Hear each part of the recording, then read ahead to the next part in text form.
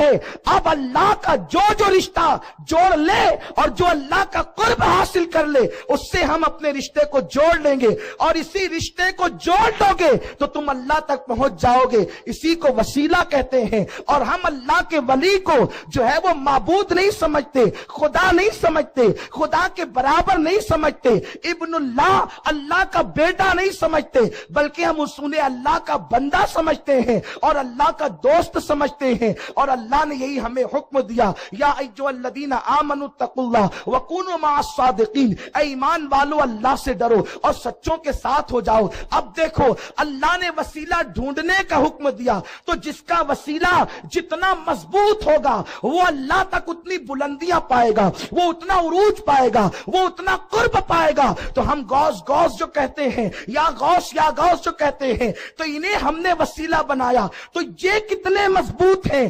اب ان کی مضبوطی، ان کا مقام، ان کا مرتبہ اللہ کی بارگاہ میں کیا ہے وہ ذرا دیکھیں۔ بہجت الاسرار شریف کتاب غوث پاک کی زندگی پر ہے، جس پر سارے مکاتب فکر کے لوگ متفق ہیں کہ سب سے معتبر کتاب غوث الاعظم کی زندگی پر بہجت الاسرار ہے۔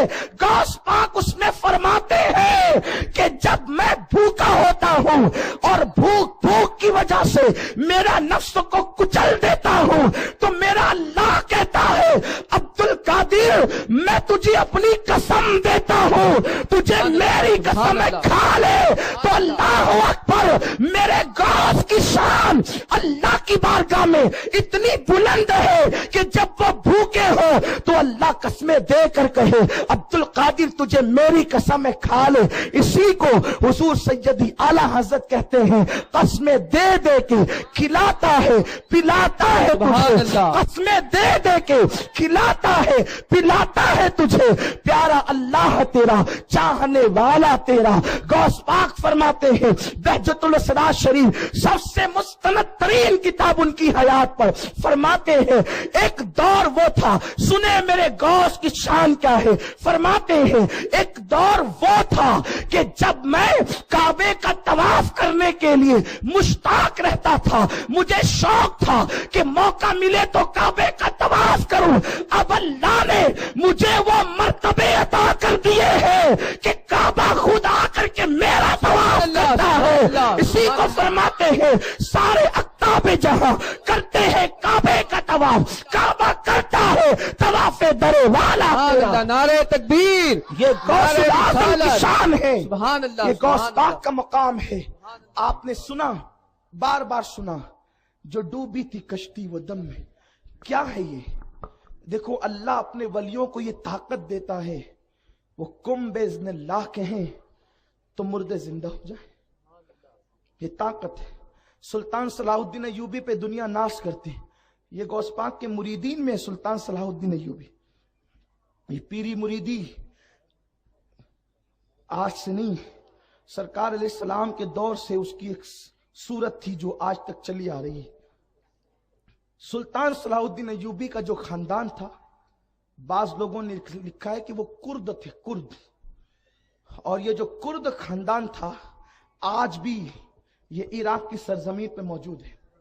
کردوں کی ایک بستی ہے، ان کے جو والد اور ان کے دادا وغیرہ تھے تو انہیں غوث پاک کا دامن ملا تھا۔ ان کے خاندان کے بزرگوں میں سے ایک صاحب حضور غوث پاک کے ہاتھ میں کلمہ پڑھ کے مسلمان ہوئے تھے۔ اس وقت سلطان صلاح الدین ایوبی کا بچپنا تھا۔ بات یہ ہوئی تھی، توجہ فرمائیں، دین کی خدمت کیسے ہوتی ہے، دین کی تبلیغ کیسے ہوتی ہے۔ ایک عیسائی عالم سرکار غوث الاعظم دستگیر کی بارگاہ میں آیا اور آ کر کے کہتا ہے عبد القادر صاحب، میں جو ہے ایک حدیث کو بار بار سنتا رہتا ہوں اور مجھے وہ حدیث پر کلام ہے۔ میرے غوث نے کہا کیا؟ کہا کہ آپ کے رسول نے فرمایا علماء امتی کانبیاء بنی اسرائیل، علماء امتی کانبیاء بنی اسرائیل، میری امت کے علماء ربانی جین بنی اسرائیل کے انبیاء کی طرح ہیں۔ علماء،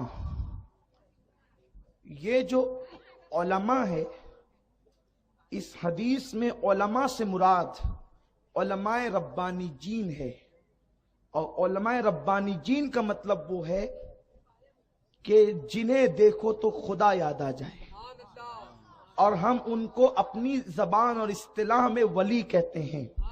ورنہ آپ یہ نہ سمجھے کہ ہر 7-8 سال پڑا ہوا جو ہے وہ انبیاء بنی اسرائیل کی جو ہے وہ مثال پیش کر سکتا ہو۔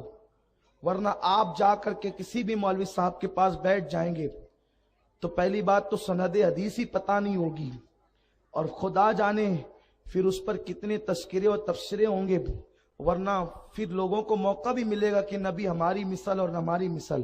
یہ وہ لوگ ہیں جن کی پہچان ہے انما یخشی اللہ من عبادہ العلماء۔ علماء وہ ہیں جو اللہ سے ڈرنے والے، ان کے قدم اٹھتے ہیں تو ان کے جسم لرزتے ہیں۔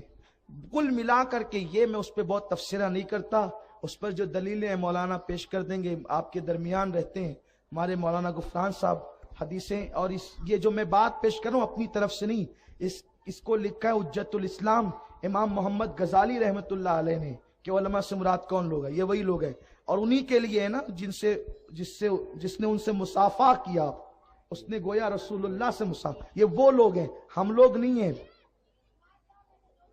جو علماء کی بات کی جاتی ہے، ہم لوگ ان کی جوتیوں کی خاک نہیں ہیں، ان کے ناقل ہیں۔ ورنہ آپ سوچیں گے کہ جس کے آگے مولانا کا ٹائٹل لگ گیا اب وہ یہ سب کام کرے گا، نہیں، وہ لوگ ہیں، بلکہ وہ تو مولانا کہلاتے بھی نہیں ہیں اور ہوتے ہیں مولانا۔ قربان ان کی شان کیا ہوتی ہے، اللہ اکبر۔ وہ ہے جن کے رتبے ہیں سوا ان کو۔ تو ایک عیسائی آیا اور کہتا ہے عبد القادر جیلانی صاحب یہ بتائیں کہ آپ کے رسول نے کہا کہ میری امت کے علماء بنی اسرائیل کے انبیاء کی طرح ہیں، تو تمہارا کون سا عالم ہے؟ کیونکہ میں عیسیٰ علیہ السلام کا ماننے والا ہوں، اور عیسیٰ علیہ السلام مردوں کو زندہ کرتے تھے، تو تمہاری جماعت میں کون سا عالم ہے جو مردوں کو زندہ کر سکتا ہے؟ فرمایا دیکھ، مجھے دعویٰ تو نہیں ہے علم کا، البتہ میں اپنے نبی کا غلام ہوں، تو کسی قبرستان میں لے چل اور تیری طبیعت جہاں چاہے، پھر دیکھ اللہ کی قدرت۔ اس نے کہا کہ ٹھیک ہے۔ تو ایک بہت پرانے قبرستان میں علامہ فیض احمد اویسی علیہ رحمہ نے تحقیق فرمائی کہ کم و بیش اس قبر کو ہزاروں سال بیت چکے تھے، اور اس کے نشانات جو ہیں وہ ہلکے ہلکے سے تھے، باقی نشان قبر بھی مٹ چکا تھا۔ وہاں پر لے کر کے کھڑا ہوا، اور جب لے کر کے وہاں وہ کھڑا ہوا کہا کہ یہ قبر لگتی ہے؟ ہاں لگتی ہے، اس کا مردہ آپ زندہ کریں۔ غوث پاک نے فرمایا عیسیٰ علیہ السلام کیا کہہ کے مردہ زندہ کرتے تھے؟ تجھے کچھ علم تو ہے؟ اس نے کہا ہمارے عیسیٰ کہتے تھے قم بِإِذْنِ اللَّهِ، قم کھڑا ہو جا بِإِذْنِ اللَّهِ، اللہ کے حکم سے۔ غوث پاک نے فرمایا قم بِإِذْنِ اللَّهِ، اتنا کہنا تھا، وہ مردہ نکل گیا۔ کہتے ہیں کہ وہ مردہ جب نکلا کھڑا ہو کے کہتا ہے کیا قیامت آ گئی؟ قیامت کا نہیں، قیامت نہیں آئی ہے، البتہ جو ہے بس ایک معاملے کے لیے تمہیں بلایا گیا ہے۔ پھر اس کے بعد اس سے پوچھا کہ اندر بھیج دیں؟ دیکھو بلانا تو ٹھیک ہے، لیکن یہ میرے غوث کی شان ہے، قم کہہ کر بلاتے بھی ہیں اور پھر اس کے بعد تم کہہ کر بھیج بھی دیتے ہیں، یہ میرے غوث کی شان ہے۔ بھیج دیا تو اس مجلس میں اس منظر کو دیکھ کر 500 لوگ مسلمان ہوئے تھے عیسائیوں میں سے، اور کرد لوگ بھی مسلمان ہوئے تھے، انہی میں صلاح الدین کے خاندان کے جو ہے وہ اجداد بھی تھے۔ اب اسی خاندان نے غوث پاک کے ہاتھ پر بیعت کی، اور اسی خاندان کے اندر صلاح الدین پیدا ہوئے، اور بچپنے میں میرے غوث نے ان کے سر پہ ہاتھ رکھ کر کے دعا دی تھی۔ اس طریقے سے فرمایا تھا کہ اس بچے کا نام قیامت تک روشن اور زندہ رہے گا۔ آج دیکھیں صلاح الدین کا نام سب لیتے ہیں، لیکن صلاح الدین ہے کون؟ یہ غوث الاعظم کے غلام کا نام ہے، یہ میرے غوث کی شان ہے۔ تو میرے پیارے آقا علیہ السلام کے پیارے دیوانوں، ہم لوگ تو چیخ چیخ کر آواز واضح بٹھاتے ہیں، لیکن قوم کے دل پر بات کتنی اثر کرتی ہے وہ ظاہر ہے۔ لیکن اللہ اکبر، یہ وہ لوگ تھے، قم باذن اللہ کہہ دیا اور لوگوں کو اسلام میں داخل کر لیا۔ ایک مرتبہ کا واقعہ ہے، چونکہ بغداد میں عیسائیت کا زور تھا، اور جو زمانہ غوث پاک کا زمانہ ہے وہ بڑا پرفتن دور تھا، بڑا ہنگامہ خیز دور تھا۔ اس دور میں یہ تھا، عیسائیوں نے اتنی چالیں چلی تھی کہ مسلمان اماموں کو قتل کر دیا اور ان کو خنجروں سے قتل کیا، راتوں رات اٹھا کر لے کر چلے گئے۔ یعنی لوگوں کو وہ اٹھا لیتے تھے، علماء کو، تقریر کرنے والے علماء کو، حق بیان کرنے والے علماء کو کہیں قتل کیا، کہیں اٹھا کر لے لیا، اور ان کی جگہ عیسائی راہب اور پادری جو ہے وہ مسجد کے امام بن گئے تھے۔ آپ بتائیں عیسائی اور یہودیوں نے کتنی سازش کے ساتھ جو ہے مسجدوں پہ قبضہ کیا تھا، اور پھر وہ تقریروں میں اللہ کی تعریف کرتے تھے، رسول اللہ کی تعریف کرتے تھے، ایک ایک گھنٹے تک، دو دو گھنٹے تک، چھ چھ گھنٹے تک وہ تقریریں کرتے تھے اللہ رسول کی تعریف میں، لیکن بیچ میں دو چار جملے ایسے گھسا دیتے تھے جس سے لوگوں کے دل میں رسول اللہ کے خلاف نفرت پیدا ہو جائے۔ اس دور میں ایک ایسا خطرناک دور تھا، اپنے بیگانے کی تمیز نہیں تھی۔ اس دور میں اللہ نے غوث پاک کو پیدا کیا۔ اس زمانے میں آپ نے اتنا بڑا مجاہدانہ کردار ادا کیا کہ آج تک کے دنیا غوث پاک کی بارگاہ میں خراج عقیدت پیش کرتی ہے۔ انہوں نے کتنی کرامتیں دکھا کر، خطابات کے ذریعے سے، واعظ و نصیحت کے ذریعے سے جو انقلاب برپا کیا ہے، ان کو دنیا محی الدین کہتی ہے۔ محی الدین مطلب دین کو زندہ کرنے والا۔ یارو جو دین کو زندہ کر دے، اگر وہ مردے زندہ کرے تو تعجب کی بات کیا ہے؟ میرے اللہ نے ان کو یہ طاقت عطا کی ہے۔ تو میرے پیارے آقا علیہ السلام کے پیارے دیوانوں، اس دور میں بغداد کے جو خلیفہ تھے وہ بادشاہوں کے دربار تک کے وہ عیسائی پادری، عالم اور مولوی بن کر کے پہنچے ہوئے تھے۔ ایسا ہنگامہ خیز ہوش ربا دور تھا۔ اس دور میں غوث پاک کی ولادت ہوتی ہے، لیکن کیسی خدمت کی ہے، لوگوں کو ہزاروں کی تعداد میں مسلمان کیا، لوگوں کو توبہ کی طرف مائل کیا، لوگوں کو ایک خطاب کرتے تھے، حلال روزی کی طرف بلاتے تھے، لوگوں کو خدا کی عبادت کی طرف بلاتے تھے۔ جو تقریر سے نہیں سدھرتے تھے انہیں میرے غوث جو ہے کرامتیں دکھا کر کے سدھارتے تھے۔ اللہ نے انہیں یہ طاقت دی تھی۔ ایک مرتبہ غوث پاک عصر کی نماز پڑھا کر کے جو ہے وہ دریائے دجلہ کی سیر کے لیے نکلے۔ دریائے دجلہ بہت بڑا دریا ہے، میں نے اسے دیکھا ہے الحمدللہ، اور وہ دریا جو ہے اس ایک خصوصیت اس کی یہ ہے کہ وہ دریا پلٹیاں کھاتا ہے سال بسال، یعنی ایک سال یا کچھ سال وہ اس طرف پلٹی کھاتا ہے تو ادھر دریا بڑھ جاتا ہے، اور کبھی وہ ادھر پلٹی کھاتا ہے تو وہ ادھر بڑھ جاتا ہے۔ بہت بڑا دریا ہے، اس زمانے میں اور بڑا تھا، ابھی جو ہے وہ اس کو کچھ سمیٹا گیا ہے، لیکن آج بھی اس میں کشتیاں چلتی ہے، اس میں آج بھی کشتیوں کا آنا جانا ہے، اور لوگ ایک کنارے سے دوسرے کنارے کشتیوں پہ آتے جاتے ہیں۔ میرے غوث کی شان یہ ہے، آپ عصر کے بعد دریا کی سیر کو گئے، اس لیے کہ سیر و تفریح کو جانا یہ بری بات نہیں ہے، سیر و تفریح کے لیے جا کر وہاں عیاشیاں کرنا، گناہ کرنا یہ بری بات ہے، ورنہ اللہ کی نشانیوں میں غور کرنا، اللہ نے تُونے دریا کیسا بنایا، پھول کیسے بنائے، پتیاں کیسی بنائی، یہ سب چیزوں میں غور کرنا عبادت ہے۔ بلکہ صوفیہ فرماتے ہیں کہ اللہ کی نشانی میں غور کرنا 70 سال کی عبادت سے بہتر ہے۔ اللہ رب العزت نے ہمیں حکم دیا سیروا فی الارض، زمین کی سیر کرو، لیکن لوگ سیر نہیں کرتے بلکہ جا کر کے پکنک پر عیاشیاں کرتے ہیں۔ اللہ لوگوں کو نیک توفیق عطا فرمائے، اللہ ہمارے حال کی اصلاح فرمائے۔ تو آپ دریا کی سیر کو گئے ہیں، دیکھا کہ ایک بڑھیا ہے وہ ٹھلیا لے کر کے آتی ہے اور وہ پانی بھرتی ہے اور ٹھلیا رکھ کر کے دوپٹے سے آنسو پوچھنے لگتی ہے۔ نبی کے گھرانے کے فرد تھے، دل میں خیال آیا اس کی آنکھ میں آنسو کیسا؟ تو آپ نے خادم سے کہا جاؤ اور جا کر کے اس بڑھیا سے پوچھو کہ تیری ٹھلیا کو کسی نے پتھر نہیں مارا، تجھے کسی نے گالی نہیں دی، تجھے کسی نے ستایا نہیں، تجھے کسی نے پریشان نہیں کیا، بڑی بھی تو روتی کیوں ہے؟ خادم گیا، بڑھیا نے کہا جا تو اپنا کام کر، میرے رونے سے تجھے فائدہ کیا ہے؟ میرا غم آخر کون بانٹ سکتا ہے؟ اسے کچھ نہیں بتایا، آپ تشریف لائے، چہرہ بتاتا تھا، دیکھو تو خدا یاد آ جائے۔ بڑھیا سے کہا اماں جی کیوں روتی ہے؟ تو بڑھیا وہاں بتانے سے انکار کرتی ہے، لیکن یہاں داستان شروع کرتی ہے۔ وجہ یہ ہے کہ ہر چہرے ایسے نہیں ہوتے جہاں درد بانٹا جاتا ہے۔ محبت کے لیے کچھ خاص دل مخصوص ہوتے ہیں. یہ وہ نغمہ ہے جو ہر ساز پہ گایا نہیں جاتا.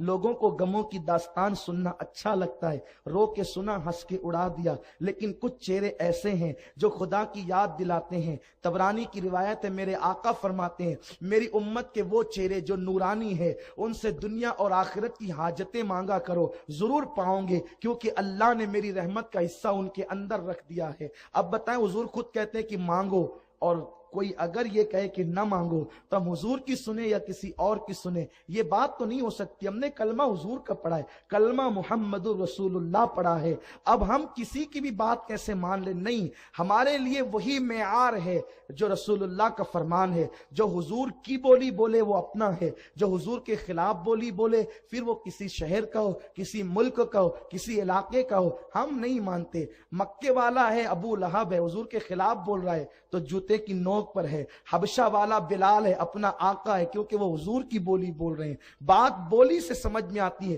دل کے احوال بولی سے پتا چلتے ہیں. تو بڑھیا نے چہرہ دیکھا کہ یہاں پر غم ہلکا ہو سکتا ہے.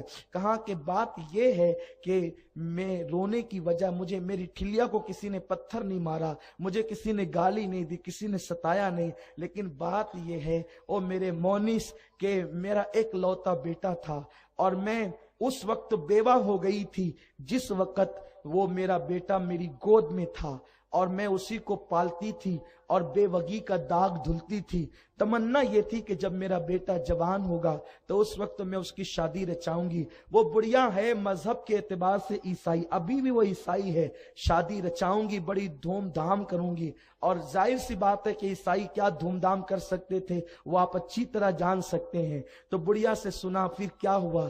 کہا میں لے گئی اور بارات کو دجلہ کے اس پار اور دلہن کو بٹھا کر کے لائی اور بڑی شان سے لائی. میں خود بھی بارات میں شریک تھی. ہوا یوں کہ میں کشتی کنارے پر آئی, ساحل پر آئی, دریا کے کنارے پر, اور اس کے بعد جب دریا کے کنارے کشتی آئی تو میں اتری اور میرے ساتھ چند باراتی اترے. ابھی کچھ لوگ اترے ہی تھے کہ اچانک پھر ایک ہوا آئی اور ہوا نے کشتی کو پیچھے ڈھکیل دیا, اور پھر وہ کشتی بیچ دریا میں گئی, اور ماں کی آنکھوں کے سامنے بیٹا, بہو, جو ابھی دولہا اور دلہن تھے, اور بارات میں جتنے لوگ موجود تھے چند اترنے کے سوا, وہ سب کے سب دریا کے بیچ جو ہے وہ کشتی میرے سامنے ڈوبی. میں نے اپنی آنکھوں سے اپنی پہلے دن کی دلہن, بہو کو اور اپنے دولہا کو ڈوبتے ہوئے دیکھا ہے. جب بھی دجلہ پہ آتی ہوں تو میرے دل کو نشتر لگتے ہیں, وہی بارات جوان بیٹے کی یاد آتی ہے, وہی دھوم دھام مجھے یاد آتی ہے.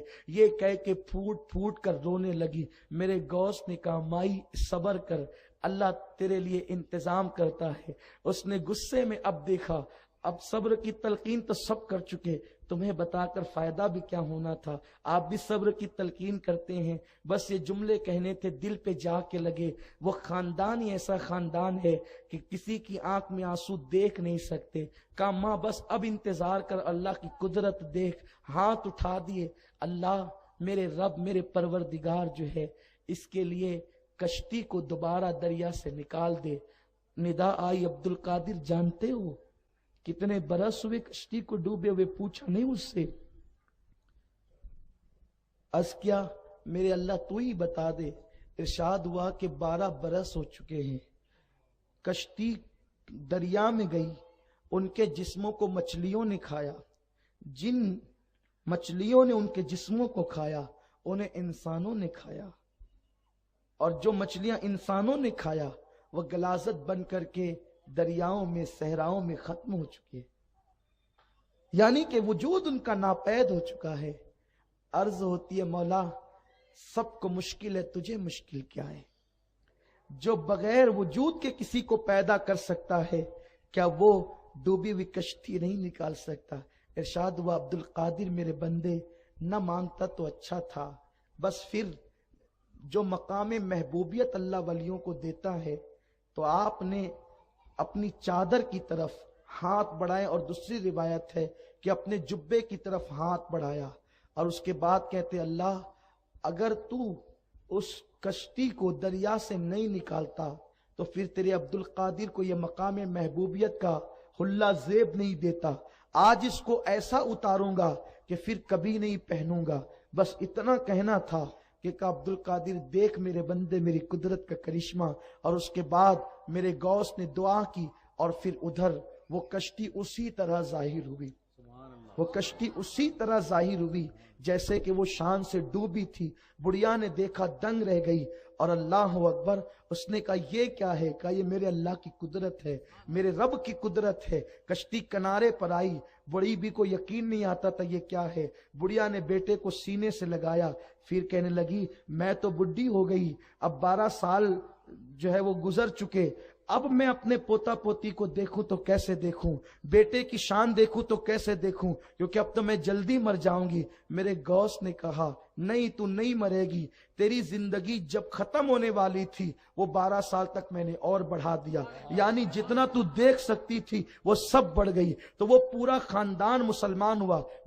ہوا تو اس دولہے کو دنیا نے شاہ دولہ کے نام سے جانا، اور شاہ دولہ مسلمان ہوئے، غوث پاک کے خلیفہ ہوئے، اور گجرات کی سرزمین پر ان کا مزار موجود ہے سرکار غوث العظم کے۔ اور ہم ہندوستانیوں کی قسمت بھی بڑی عجیب ہے کہ وہ شاہ دولہ بھی ہندوستان آ گئے۔ غوث پاک کے خلفاء میں ہم اللہ کی نشانی بن کر، یہ وہ لوگ ہیں، یہ ہے غوث العظم دستگیر۔ آپ سوچتے ہیں یہ کیا ہے، یہ کیا ہے؟ یہ کیا؟ یہ اللہ کی قدرت ہے۔ اللہ جس کو جو چاہے مرتبے عطا کرتا ہے، اللہ جس کو جو چاہتا ہے شان عطا کرتا ہے۔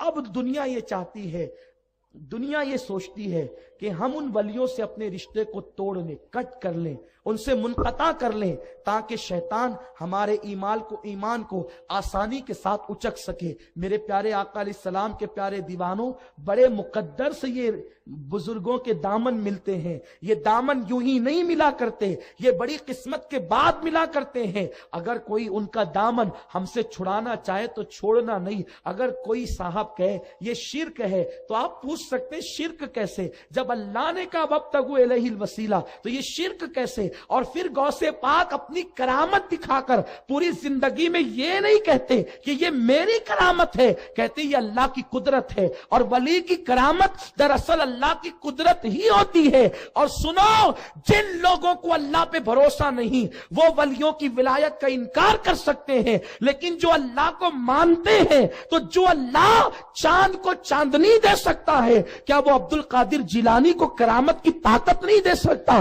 بات تو اللہ کے دینے کی ہے کہ اللہ نے ان کو ایسا بنا دیا ہے کہ ان کو لوگ دیکھتے چلے جائیں اور پتا کرتے چلے جائیں کہ ان کی شان کیا ہے، ان کے مرتبے کیا ہے۔ اور اشط اللمعات میں شیخ عبدالحق محدث دہلوی رحمت اللہ تعالی علیہ لکھتے ہیں کہ آج بھی سرکار غوث العظم دستگیر رضی اللہ تعالیٰ عنہ اپنی قبر انور سے زندوں کی طرح تصرف فرما رہے ہیں، کیونکہ جب ہم ان کو مدد کے لیے پکارتے ہیں تو وہ روحانی طور پر ہماری مدد کرتے ہیں، اور روح کے لیے دور اور نزدیک یکساں است فرماتے ہیں شیخ عبدالحق محدث دہلوی کہ روح کے لیے دور اور نزدیک ایک جیسی بات ہے۔ اس کو یوں سمجھ لیں آپ کہ جب آپ قبرستان جاتے ہیں، دیکھیے بات یہ ہے سمجھنے کی، بات سمجھا کرو، اس پہ عمل کیا کرو۔ اللہ اس کے رسول نے سب بیان کر دیا ہے، تم نادان نہ بنو۔ دیکھو آپ قبرستان جاتے ہو، مثال کے طور پہ بڑا قبرستان یہاں سے قریب ہے، آپ گیٹ پہ کھڑے رہ کر کے کہتے ہو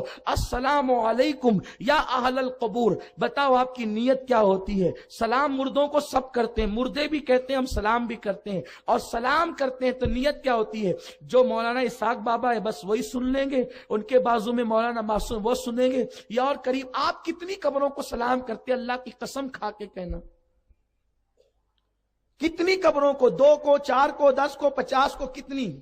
تو آپ کہیں کہ نہیں بھائی بات یہ ہے یہاں سے لے کے وہاں تک سب کو کرتے، یہی تو ہے؟ کیوں کرتے ہو؟ وہ تو مٹی کا ڈھیر ہے، کیوں کرتے ہو سلام؟ بند کرو۔ آپ کہیں گے کیسی بات کرتے ہیں؟ حضور نے کہا آپ کی مانے کہ حضور کی؟ میں نے کہا میں نے کب کہا کہ حضور کی نہ مانو؟ یہی تو جھگڑا ہے، ساری بدنامیاں تو اسی لیے مول لے رکھی ہے کہ یہی کہتا ہوں کہ حضور کی سنو، ملا کی مت سنو، مولا کی سنو۔ اسی لیے تو پھول ہو کر ہو گئے کیا خار ہم، یہی تو سب مسئلے تو سب یہی ہے، پرابلم تو سب یہی ہے۔ یہی تو کہتا ہوں کہ جو ان کی نہ مانے اسے نہ مانو، پھر کتنا ہی بڑا ملا ہو۔ بات تو مولا کی ہے نا، حضور ہمارے مولا، ہم نے ان پر ایمان لایا ہے۔ تو پھر حضور نے کہا کہ قبرستان جاؤ، قبر والوں کو سلام کرو، कितना 5 एकड़ पे कब्रिस्तान है तो भी सब सुन रहे हैं, 100 पे तो भी सब सुन रहे हैं, 200 पे सब सुन रहे हैं। अब बताओ सब सुन रहे हैं तो उनमें कौन कौन? पता चला कि अपने मोहल्ले का पियक्कड़ भी वही है। बात हंसने की नहीं है, मेरी बात को लतीफा न समझना। मुझे उस वक्त तो बहुत गुस्सा आता है जब कोई मेरी बात को लतीफा समझ के हंसता है। संजीदगी से लेना, ये लतीफे की महफिल नहीं।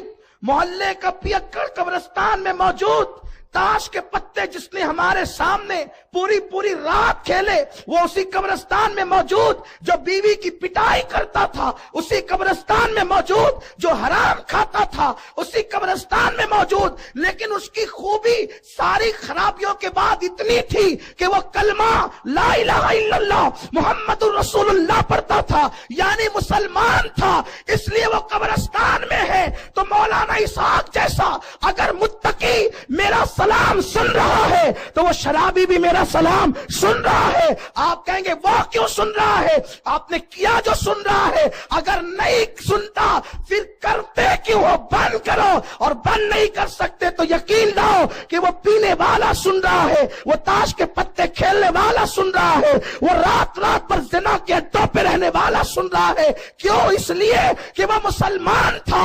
अल्लाह अकबर। क्यों सुन रहा है? आप कहेंगे उसकी कब्र अगरचे मिट गई, हड्डियां घुल गई, लेकिन क्यों सुन रहा है? तो कहा कि वो नहीं सुन रहा है, उसकी रूह सुन रही है। बस यही तो बात है। अरे जब तेरे मोहल्ले के पियक्कड़ की रूह तेरा सलाम सुनती है तो 40 साल तक के फजर की नमाज इशा के वुजू से अदा करने वाले अब्दुल कादिर की रूह या गौसल मदद मेरी फरियाद क्यों नहीं सुनती? नारे तकबीर, नारे रिसालत, नारे रिसालत, जश्न गौसे आजम, सुन्नी दावत इस्लामी, नारे रिसालत। सुभान अल्लाह। बात तो हदीस की है, बात तो हदीस। जब सलाम पहुंचता है तो फरियाद क्यों नहीं पहुंचती? वल्लाह वो सुन लेंगे, फरियाद को पहुंचेंगे। इतना भी तो हो कोई कि आह करे दिल से।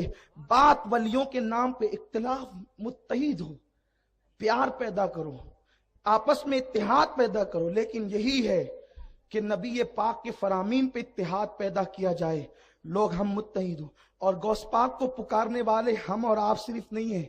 जिस गरीब नवाज ने 90 लाख को कलमा पढ़ाया वो खुद भी कहते हैं या गौस मुअज्जम नूर हुदा। या गौस किसने किसने कहा वो बता रहा हूं। कौन कह रहा है? जिसने 90 लाख को कलमा पढ़ाया वो कहते हैं या गौस मुअज्जम नूर हुदा। ए गौस अजमत वाले गौस, मुअज्जम अजमत वाले गौस। गौस तो सब अजमत वाले हैं लेकिन ये गौसों का गौस, गौसुल अगवास। खुदा की कसम मेरे गौस का भी कोई जवाब है? कोई जवाब है? उलमा फरमाते हैं, बुजुर्गों का फरमान है कि कयामत के दिन हुजूर कहेंगे और अंबिया की उम्मत में मेरे गौस जैसा कोई वली नहीं है, मेरे अब्दुल कादिर जैसा कोई वली नहीं। या गौस मुअज्जम नूर हुदा, मुख्तार नबी मुख्तार खुदा। ए गौस मुअज्जम तू अल्लाह का हिदायत का नूर है। और क्या कहा?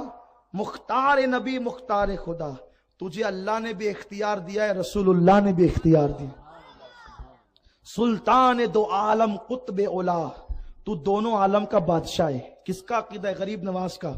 सुल्तान दो आलम कुतबे ओला, तू दोनों जहान का बादशाह है। दोनों जहान, दुनिया और आखिरत का बादशाह है तू। अब आप कहेंगे ये तो शिर्क हो गया, इसका जिम्मेदार मैं नहीं, उसका जिम्मेदार तो गरीब नवाज है। अगर यही बात शिर्क थी तो 90 लाख को कलमा किस लिए पढ़ा? यहां तो शिर्क को पहले से हो ही रहा था। फिर पना सागर पे पानी बंद कैसे हुआ? तो शिर्क तो मिटाने आए थे। तो कहते हैं सुल्तान तो आलम कुतबे औलाद, दोनों आलम का सुल्तान है। तो क्यों? क्योंकि अल्लाह की शान है। अल्लाह खुद फरमाते हैं कुल अल्लाहुम्मा मालिकल मुल्क तूतिल मुल्क मन तशा। ये है कुरान। ए हबीब ये अर्ज करें अल्लाहुम्मा मालिकल मुल्क, अल्लाह तू मुल्क का बादशाह है, तो मिल्क का बादशाह है, मुल्क का बादशाह है। तू तिल मुल्क का, और अल्लाह तू अपनी बादशाहत, अल्लाह تو اپنی بادشاہت جسے چاہتا ہے عطا کرتا ہے، تو اللہ کی عطا کی بات ہے، بادشاہ حقیقی وہی ہے، لیکن اگر وہ غوث پاک کو بنا دے اس کی شان ہے۔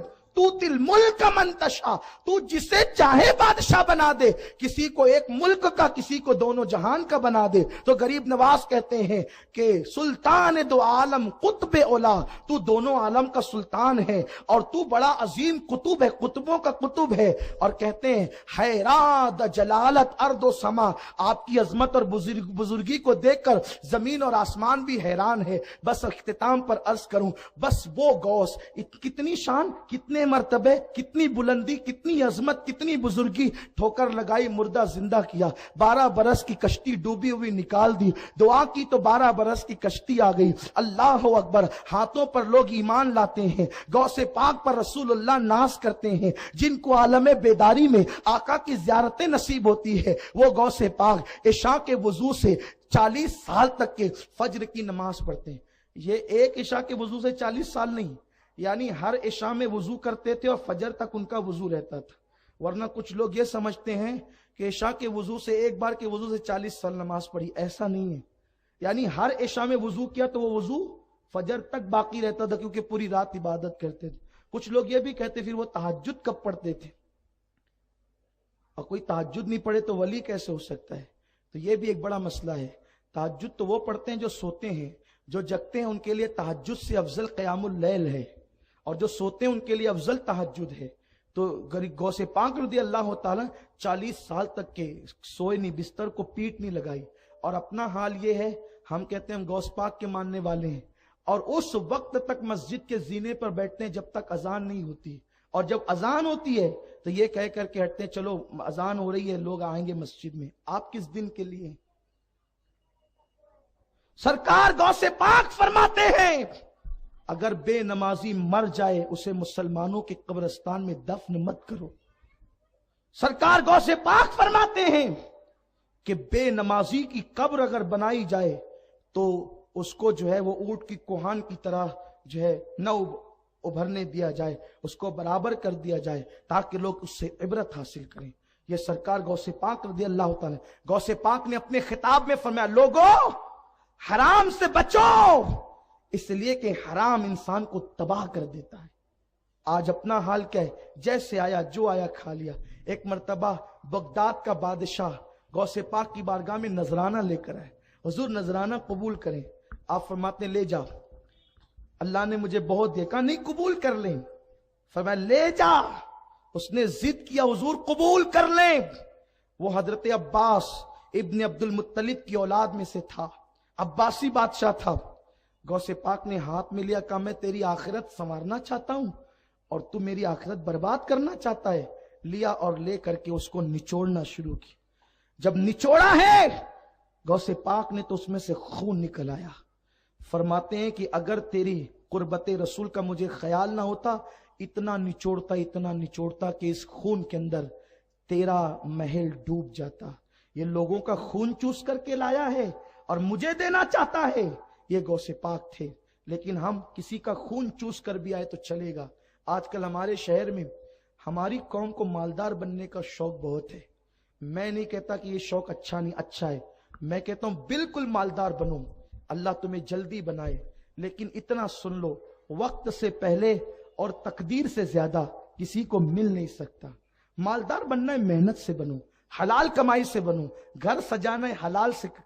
آج کل حال یہ کہ کچھ لوگ مالدار راتوں رات بننا چاہتے تو لاٹری، حرام کام، شراب کے اڈے، جوئے کے اڈے، اور یہ سارے لوگوں کی سرپرستی اکثر دیکھنے میں آ رہا ہے کہ قوم کے سیاسی لیڈر کر رہے ہیں۔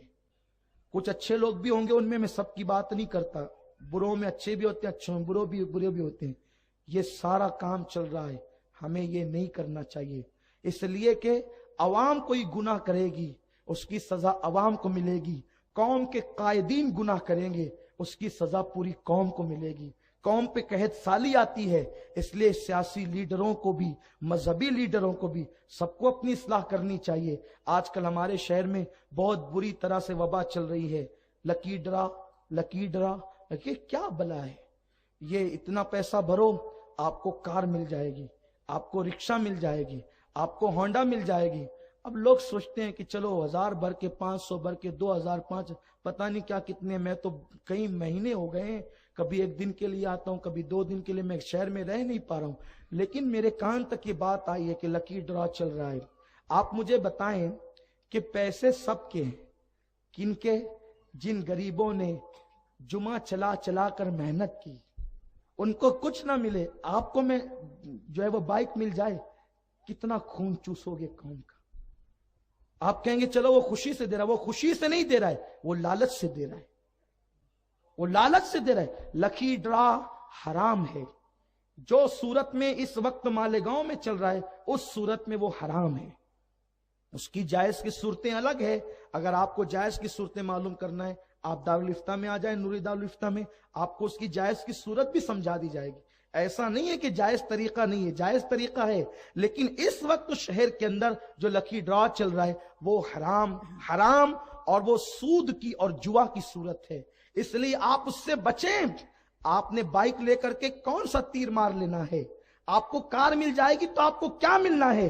یارو جن کی لمبی لمبی کاریں جو ہے وہ کھڑی رہتی ہے بنگلے کے نیچے، ان کو بھی قبر میں جانا ہے، اور سائیکل چلانے والوں تمہیں بھی قبر میں جانا ہے۔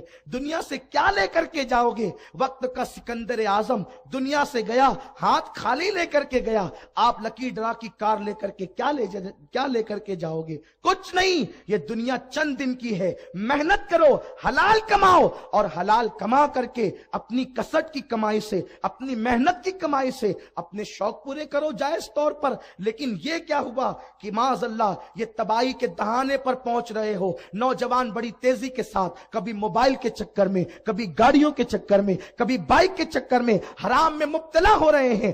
یاد رکھو اللہ نے ہمیں حلال کا راستہ بتایا ہے، حلال کو اختیار کرو، حلال کو لازم پکڑو، اس لیے کہ حلال میں برکت ہے، حرام میں برکت نہیں ہے۔ حرام تباہ ہونے کے لیے ہے اور حلال عروج پانے کے لیے ہے، اس لیے محنت کرو، کوشش کرو، مشقت کرو۔ یہ جلدی جلدی میں لکی ڈرا سے مل جائے گا، لاٹری سے مل جائے گا اور جوے سے مل جائے گا، اس میں تباہی اور صرف تباہی ہے۔ اور یاد رکھو حرام کو اللہ ہلاک کر کے رہے گا۔ اگر آج ہماری قوم نے توبہ نہیں کیا تو اللہ نہ کرے ہمارا شہر آفت میں مبتلا ہو جائے گا، اس لیے کہ جب بھی کسی شہر میں حرام کاری اوپن ہو جائے اور لوگ اس پر روک نہ لگائیں، سب اس میں مبتلا ہو جائیں، تو پھر اللہ تعالیٰ اس شہر پر مصیبت لاتا ہے۔ پھر تم آیت کریمہ پڑھنے بیٹھ جاؤ گے، پھر تم دعائیں کرنے بیٹھ جاؤ گے، پھر تم ختم قرآن کرنے بیٹھ جاؤ گے۔ سنو یہ کیا کر رہے ہو؟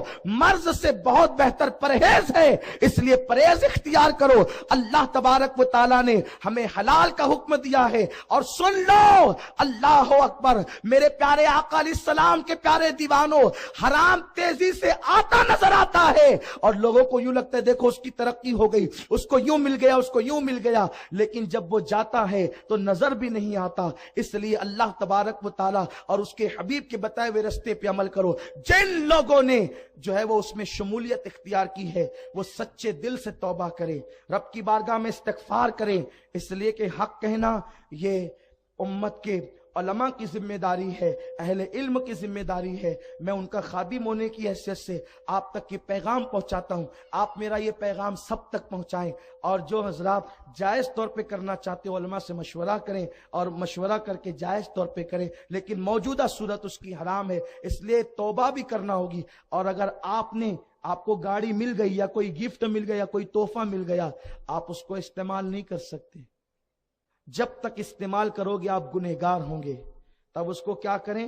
تو بغیر کسی ثواب کی نیت کے اس کو آپ کسی مستحق غریب کو سپرد کر دیں، اگر آپ اپنی عافیت چاہتے ہیں تو۔ اور جو آپ کا پیسہ گیا کہ ہمارا تو گیا، تو اب کیا گیا تو بھی گنہگار ہوئے۔ کیوں گنہگار ہوئے؟ کیونکہ اللہ فرماتا ہے ان اللہ اشتری من المؤمنین انفسهم واموالهم بان لهم الجنہ، اگر تم مومن ہو تو تم نے اپنا مال اللہ کو بیچ دیا ہے اور اللہ نے اس کے بدلے تمہیں اس سے جنت کا وعدہ کیا ہے، تو وہ جو مال تم نے حرام میں ڈالا نا وہ اللہ کا مال تھا اور اللہ کا مال تم نے حرام میں ڈال دیا، اس لیے تم توبہ کرو، اللہ کی بارگاہ میں رب تبارک و تعالی معاف فرمائے گا۔ اللہ مجھے آپ سب کو توفیق نصیب فرمائے۔